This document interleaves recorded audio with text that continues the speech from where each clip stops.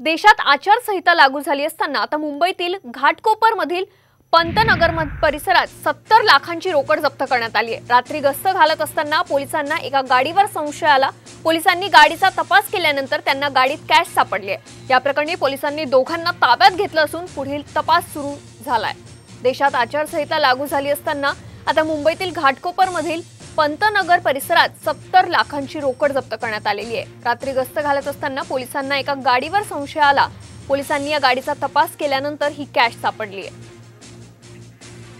या प्रकरणी पोलिसांनी दोघांना ताब्यात देखील घेतलंय आणि आता सध्या पुढचा तपास सुरू आहे। आताची मोठी बातमी समोर येते घाटकोपरमधून।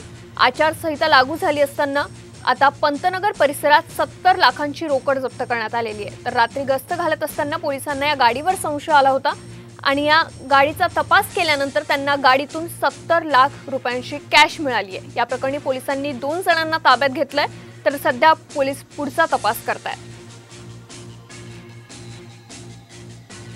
आताची महत्त्वाची बातमी आपण पाहतोय। देशात आचारसंहिता लागू झाली असताना आता मुंबईतील घाटकोपरमधील पंतनगर परिसरात 70 लाखांची रोकड जप्त करण्यात आलेली आहे। रात्री गस्त घालत असताना पोलिसांना एका गाडीवर संशय आला आणि त्यात ही कॅश सापडली आहे।